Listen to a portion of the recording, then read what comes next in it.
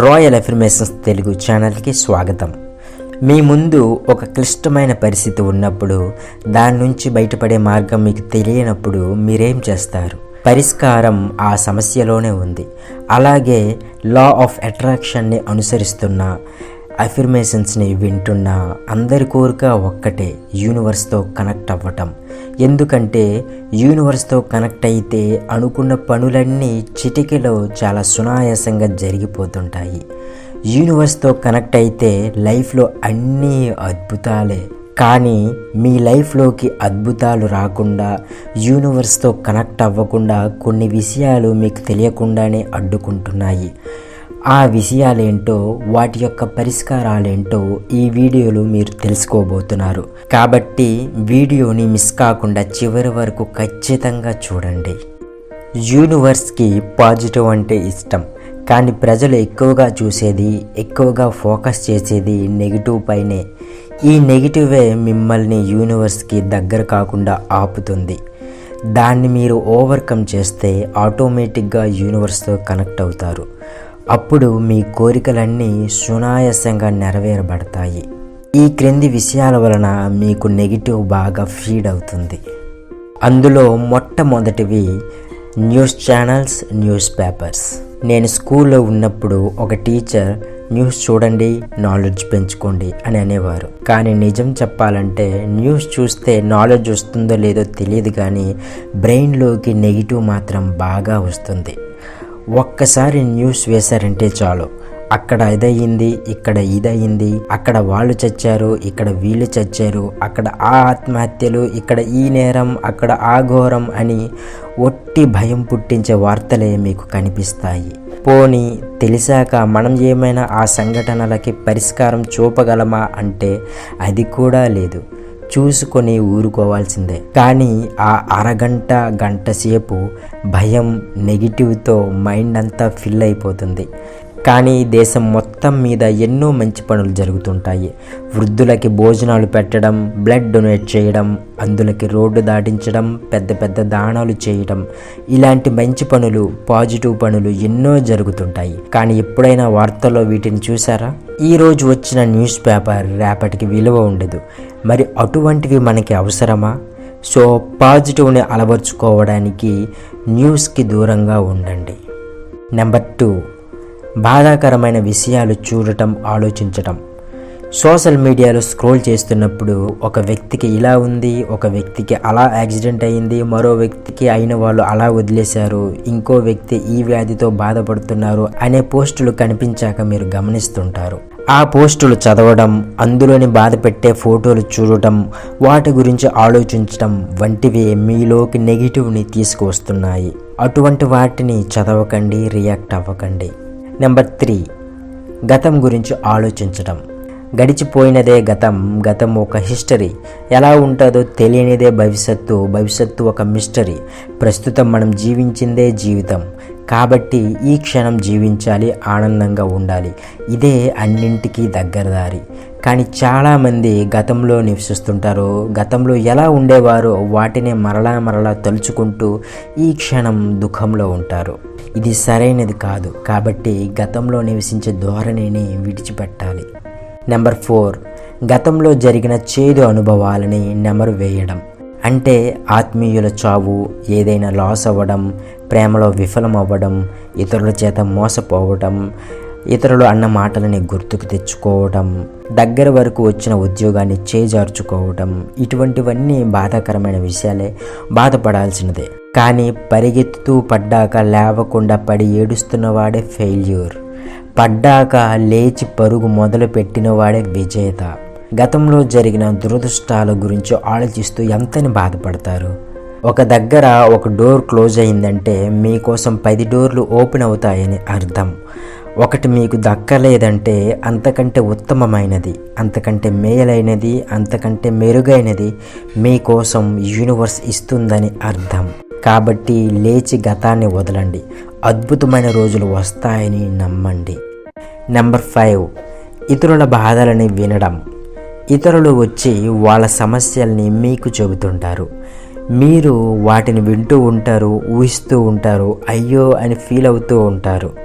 అప్పుడు ఆ సమస్యలు మీపై కూడా రుద్దబడతాయి. అలా ఎక్కువైతే మీరు మీ లైఫ్లోకి లేని సమస్యల్ని ఆహ్వానించినట్టే లెక్క.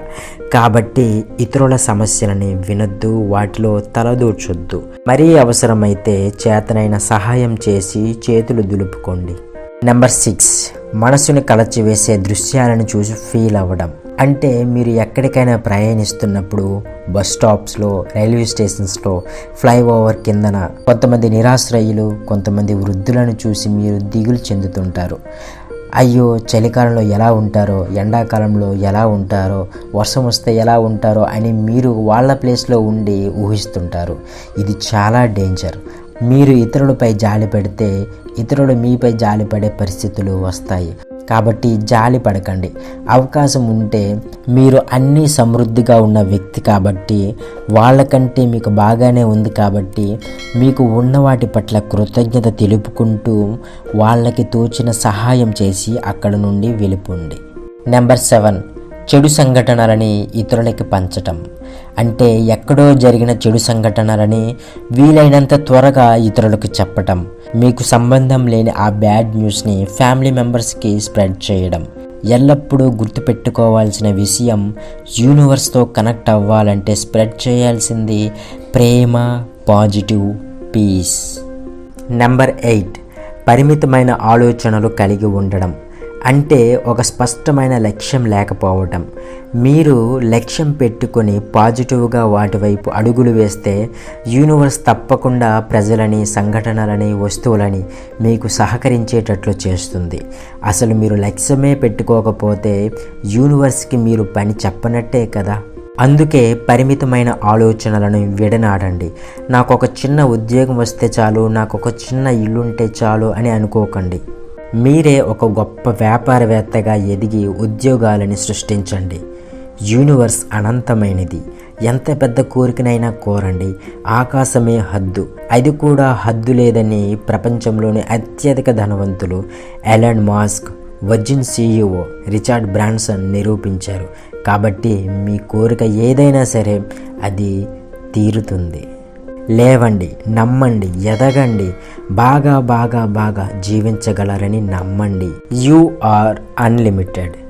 Number 9, sad songs, sad movies, negative status. వాహ్, చాలామంది యువతీ యువకులకి ఇది చాలా ఇష్టమైన పని. కళ్ళ నుండి కన్నీళ్లు కార్పించే ఏడుపుగొట్టు పాటలు వినడం, ఏడుపుగొట్టు మ్యూజిక్ వినడం, సాడ్ వీడియోస్ని చూడటం. సోషల్ మీడియాలో సాడ్, బ్యాడ్, ఫెయిల్యూర్ స్టేటస్ పెట్టడం. ఫీల్ ద సాంగ్ అనే కల్పితమైన పాటలు విని నిజంగానే ఫీల్ అవుతుంటారు. ఇటువంటి పనులన్నీ మీకు అటువంటి బ్యాడ్ ఫ్రీక్వెన్సీలోనే ఉంచుతుంటాయి. వాటిని మార్చుకోండి. వాటి ప్లేస్లో ప్రేమ, ఆప్యాయత, సంతోషం, గెలుపు, నమ్మకం, రిచ్, పాజిటివ్, ఎనర్జెటిక్గా ఉండే వాటిని రీప్లేస్ చేయండి. ఇవి తప్ప మీరు వేరే వాటిని కోరుకోవట్లేదు కదా. నెంబర్ 10, మీకు అవసరం లేని వాటిపై ఫోకస్ చేయడం. అంటే ప్రీవియస్ పాయింట్లు చెప్పుకున్నట్లే మీకు కావాల్సింది ప్రేమ, అభిమానం, గౌరవం, సమృద్ధి, సంతృప్తి, సురక్షితం, ఆరోగ్యం, ధనం, శాంతం. వీటిపై కాకుండా మిగిలిన అన్నింటిపైన ఫోకస్ చేస్తారు. ఏ సిటీకి వెళ్ళాలంటే ఆ సిటీ ఫ్లైట్ ఎక్కాలి. అలా కాకుండా మీకు అక్కర్లేని ఫ్లైట్ ఎక్కితే మీరు అక్కర్లేని దగ్గరికే చేరుకుంటారు, తప్పుడు గమ్యానికి చేరుకుంటారు. కాబట్టి ఎల్లప్పుడూ మీకు కావలసిన దానిపైనే ఫోకస్ చేయండి. నెంబర్ 11, ఇతరులని అభినందించకపోవటం. ఇతరులు ఏదైనా మంచి పని చేస్తే మనస్ఫూర్తిగా మెచ్చుకోకపోవటం, అవతలి వారు విజయం సాధించినా, ఏదైనా కొన్నా బయటికి బాగుంది అనేసి లోపల ఈర్ష్య, ద్వేషం, కుళ్ళు పెట్టుకోవడం. ఓస్ ఇంతేనా అని కంగ్రాచులేషన్స్ చెప్పకపోవటం. సృష్టి ధర్మం ఏమిటంటే ఇతరులకి మనం ఏమిస్తామో అదే పొందుతాము. కాబట్టి ఎవరైనా ఏదైనా పొందినా, విజయం సాధించినా, ఏదైనా కొన్నా మనస్ఫూర్తిగా మెచ్చుకొని కంగ్రాచులేషన్స్ చెప్పండి. మీరు ఇతరులకి కంగ్రాచులేషన్స్ చెప్తే ఇతరులు మీకు కంగ్రాచులేషన్స్ చెప్పే రోజులు వస్తాయి.